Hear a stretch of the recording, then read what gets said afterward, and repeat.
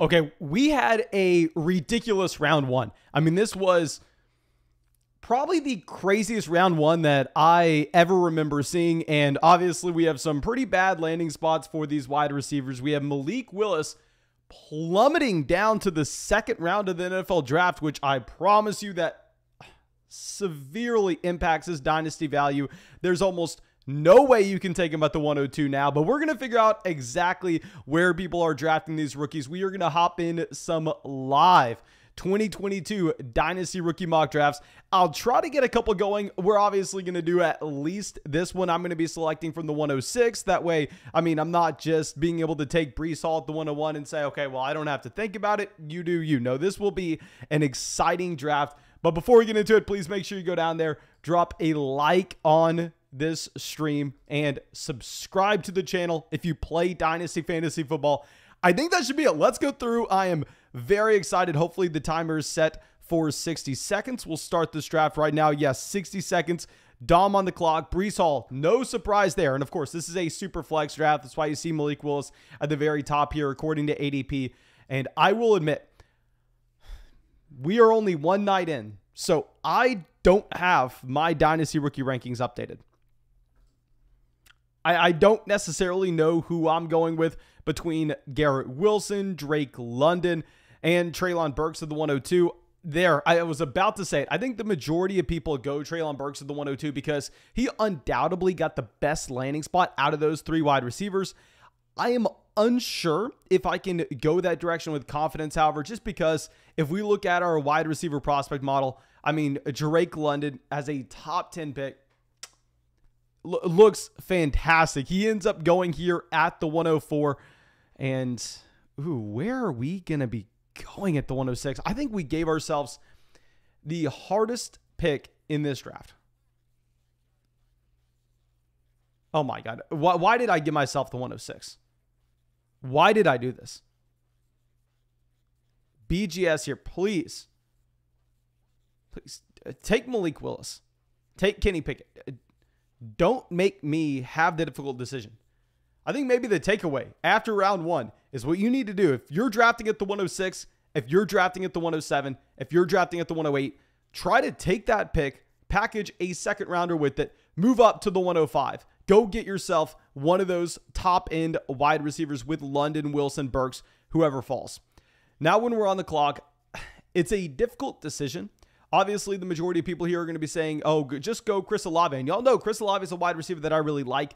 I don't love the landing spot in New Orleans, however, and this is a super flex draft. Oh my God.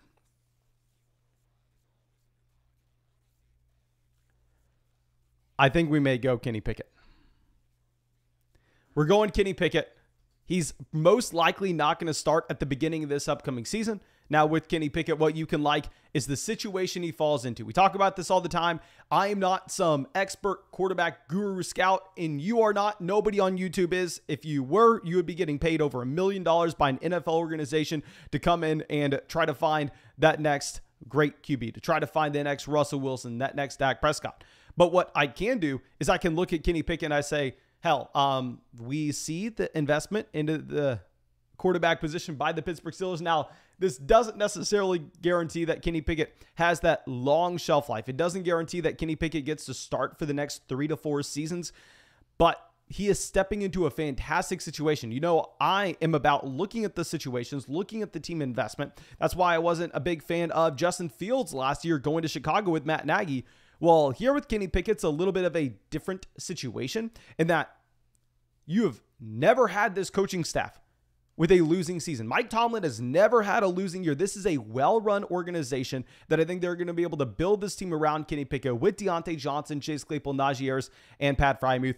Malik Willis ends up going off the board here at the 112. With Willis, he is the one quarterback that can overcome the lack of draft capital because the rushing upside. Now, back in 2020, we were getting Jalen Hurts at the beginning of third round, at the end of the second round of 12-team Superflex rookie drafts.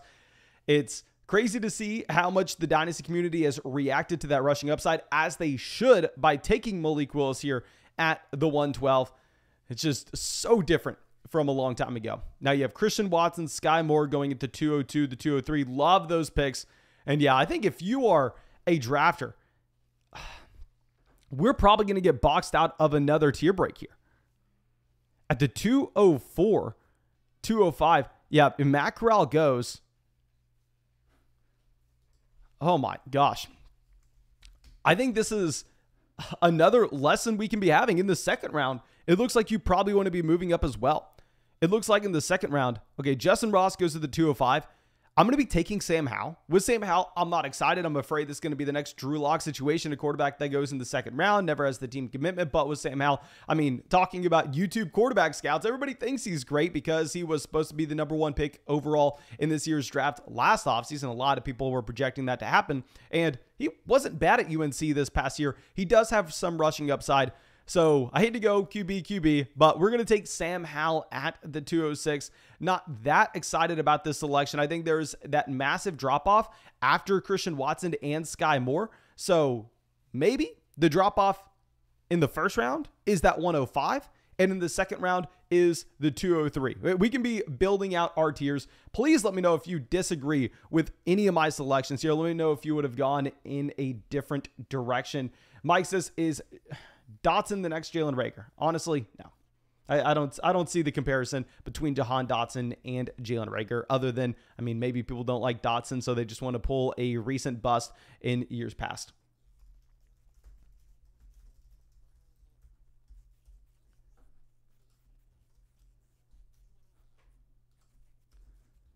Okay, James Cook goes to the 210 after David Bell and John Mechie. Rachaad White at the 211. With Rachaad White, it's all going to come down to that NFL draft capital. I mean, this is a player that goes in the top 100 picks. I think Rachaad White's a fantastic selection here. However, I am very, very worried that Rachaad White's going to end up being a day 3 draft pick, fall outside the top 100, which would just be atrocious.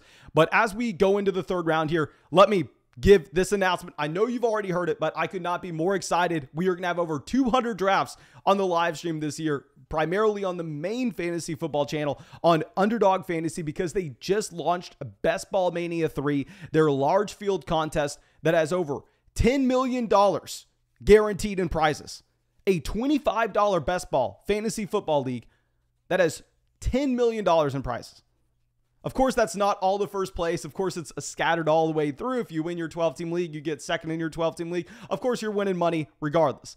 But to see that they have that large of a prize pool and there'll be that many teams drafting this upcoming season, I am ecstatic. Make sure you go sign up to Underdog Fantasy with promo code FLOCK. With promo code FLOCK, you'll get a 100% deposit match. You will get our Dynasty rookie rankings. You'll get our Dynasty startup rankings.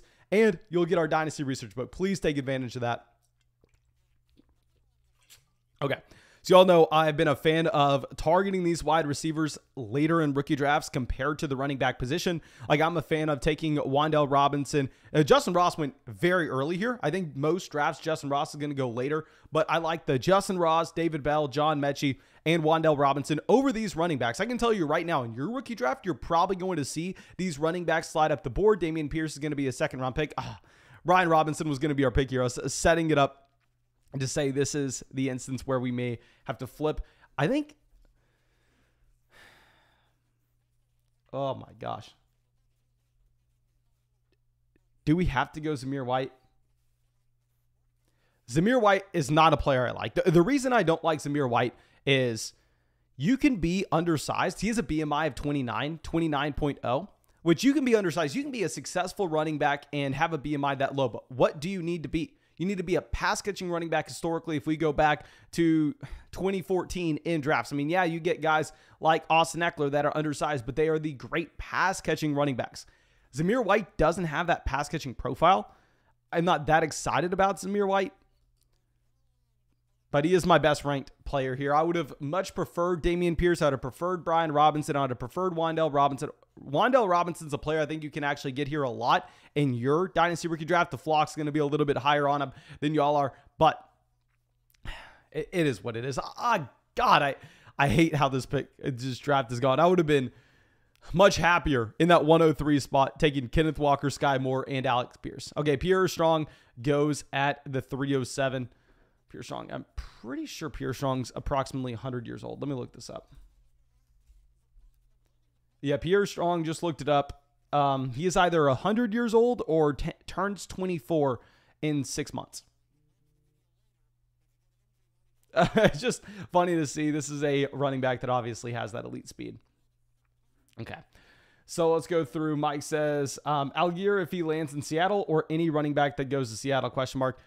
Any running back that goes on day 3 of the NFL draft, which I expect Tyler to. You're not expecting him to be the starting running back. He would be playing behind Penny. He'd be playing behind Carson. He'd probably be playing behind DJ Dallas. So to be honest, I don't necessarily think you can be that excited about any of them. The reason we really took Zamir White here at the 306 is while I don't love his profile, I could easily see Zamir White going within the top 100 picks and having an outside chance to actually make an impact on an NFL roster. So yeah, we're going to go Zamir White there. And let's go. Laramie Tunsil fan page says Brandon Cooks is the best receiver in the AFC South. Okay, let's think this through. Jacksonville Jaguars, you got Christian Kirk. Tennessee Titans, you have Treylon Burks.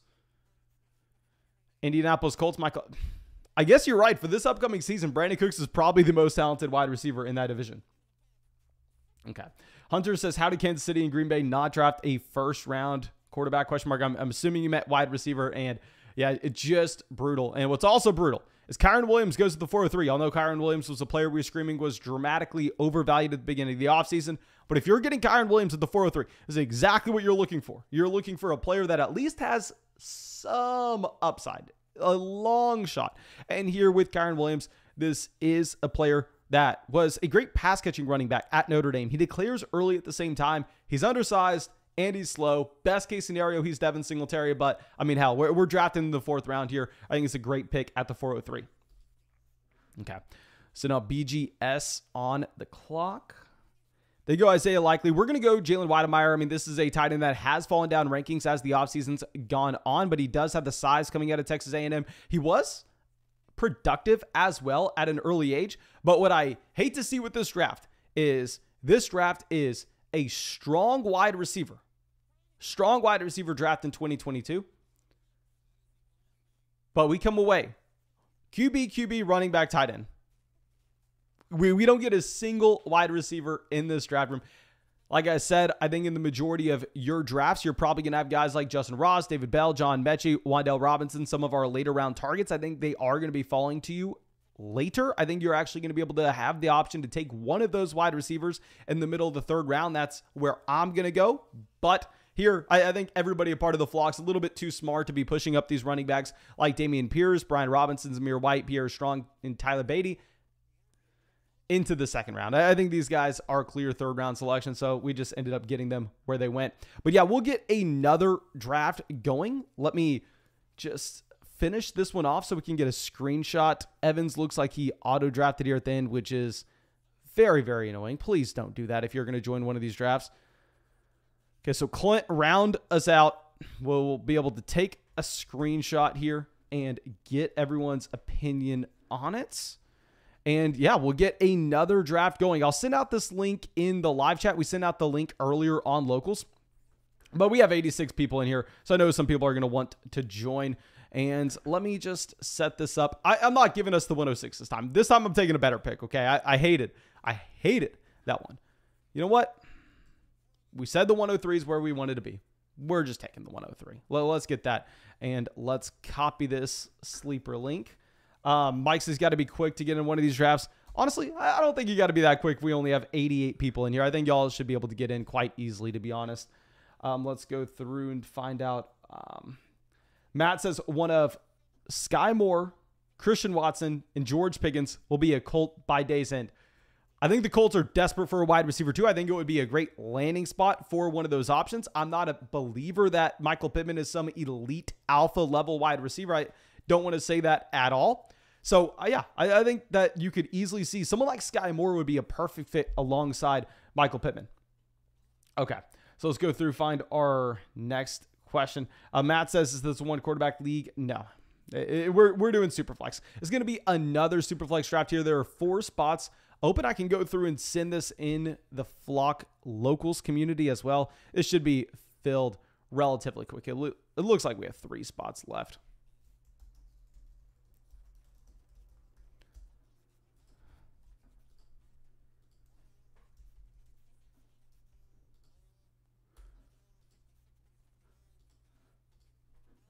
Okay, so if you want to get in this draft, we have 3 spots. Posted the link on Locals, posted it in the YouTube live chat as well. Looks like we have 2 spots. This should fill in approximately 10 seconds. But like I said, you had a fair shot to get in here. It wasn't like you had no chance at all. Let's move that up. We will start this draft, and it's going to be a different story now. We are not going to be scrambling in the first round. We are going to have a real decision to make in terms of what elite level wide receiver are we going to want to go with. Now, I know the majority of people here want Treylon Burks to the 102. I get it. I am hesitant to put him there. I'm going London. I think we're going to go Drake London at the 103. I know a lot of people want to say Kenneth Walker. If Kenneth Walker finds himself in a good landing spot on day 2, if he goes to the Buffalo Bills, which honestly I think would be a fantastic fit. I think you wouldn't have Kenneth Walker as a running back seeing 80 to 90% of the snaps. I think you would be closer to 60, 65% of the snaps in Buffalo with Devin Singletary getting some usage on third downs.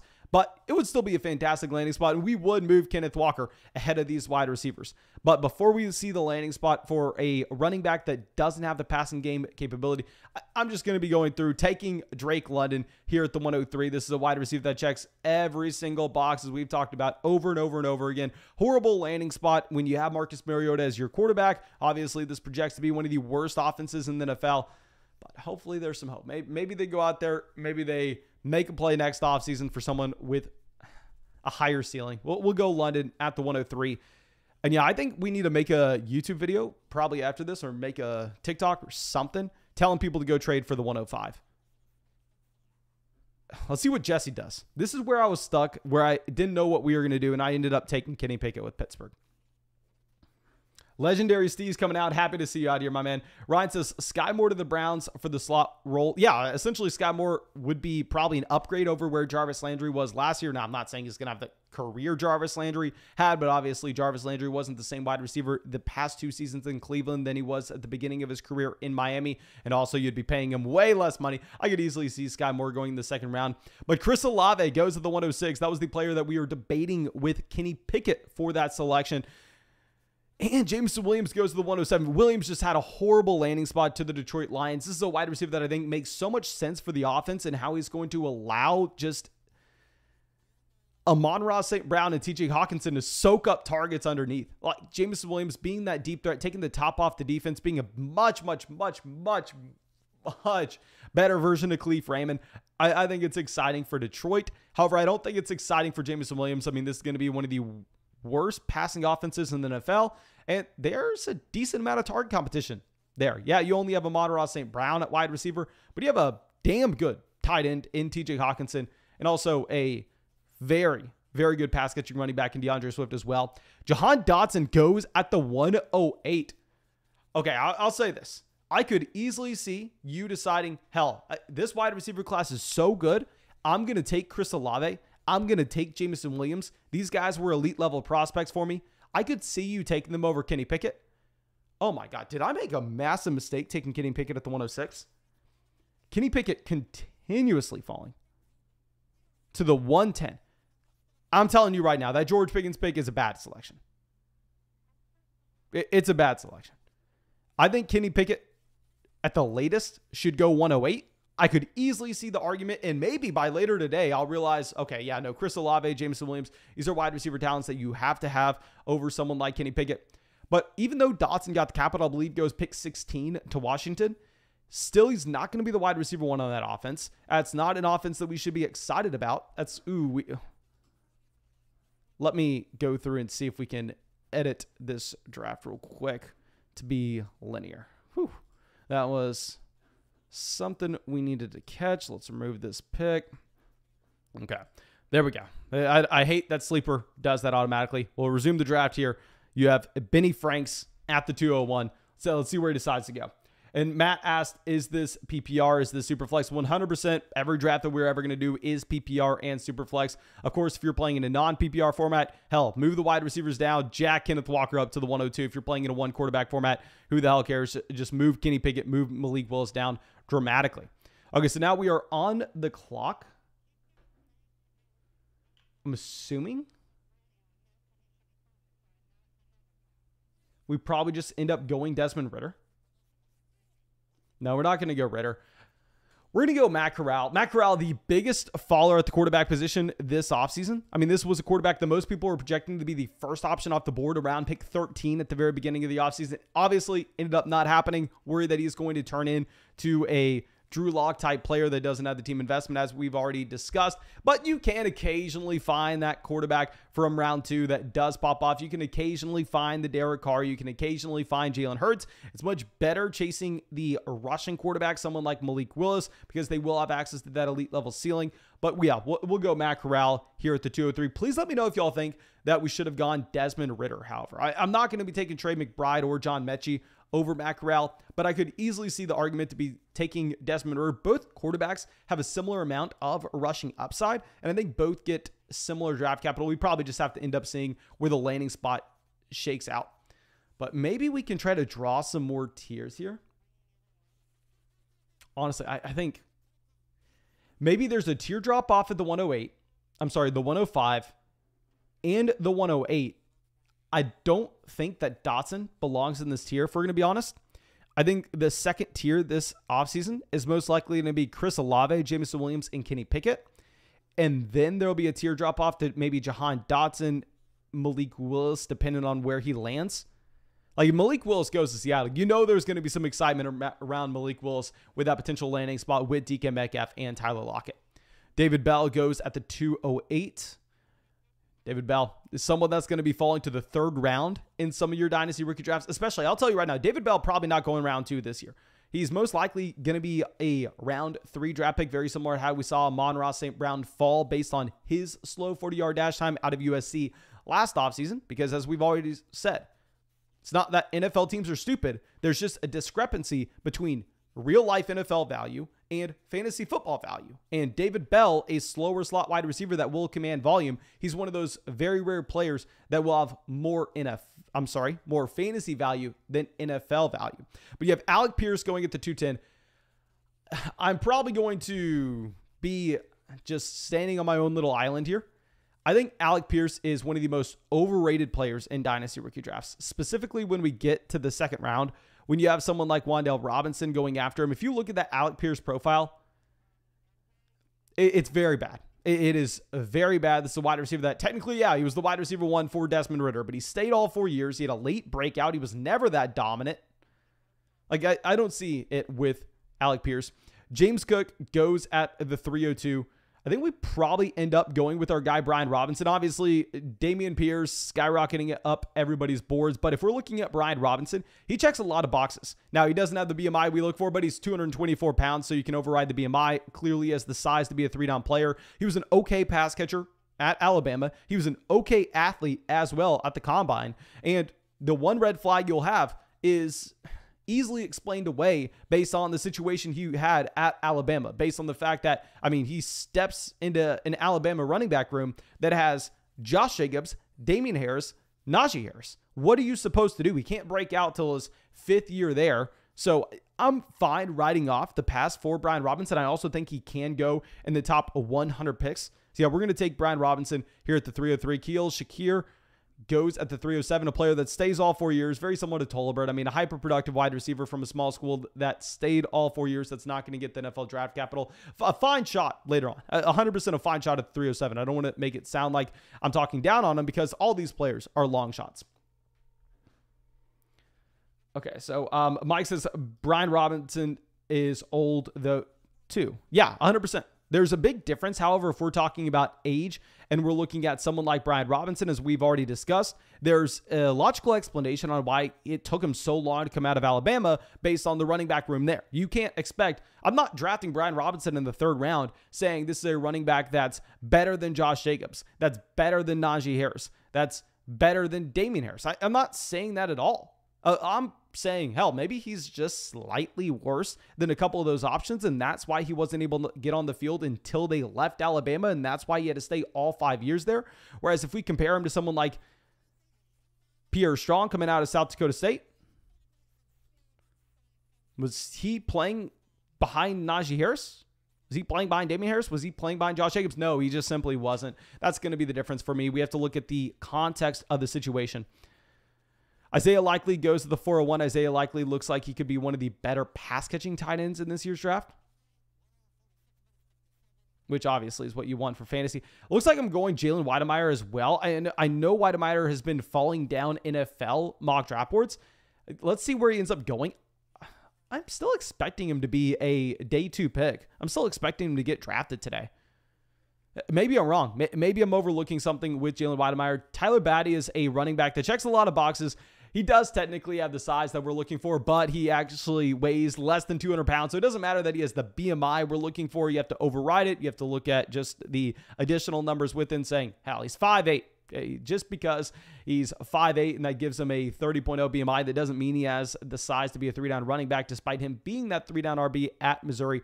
Now, I will say, I'm fine taking him in the 4th round, but I want to be fair with the red flags in these players, and I want to have realistic expectations and saying that, hell, there are very, very, very few players that are going to have any value whatsoever from the 3rd and 4th round here. Okay, so Josh says, traded the 101 and Jerry Jeudy for Justin Jefferson in the Dynasty Superflex. What are you thinking? I'm thinking that if you're playing in a shallow format, that's a 10-team league where you potentially only start up to 9 guys and there's 90 total starters, including a Superflex, there, sure, go get your guy, Justin Jefferson. But if you're in a deeper format where it's a 12-team league and you start 11-plus players and you're trading away Breece Hall, a presumably top 5 running back in Dynasty Fantasy Football, as well as Jerry Jeudy, a weekly contributor to that starting lineup that's incredibly young as well, that right now on Underdog is being drafted as a top 24 wide receiver, and as we've said, he's extremely young. It would be much harder in that format. So I hate to give you this answer, but I do think it's dependent on the format. It is a fair price to pay, though. Austin going off the board, a speedy wide receiver, probably going to go higher in the NFL draft than a lot of people are expecting. I don't expect him to do much for fantasy purposes, however.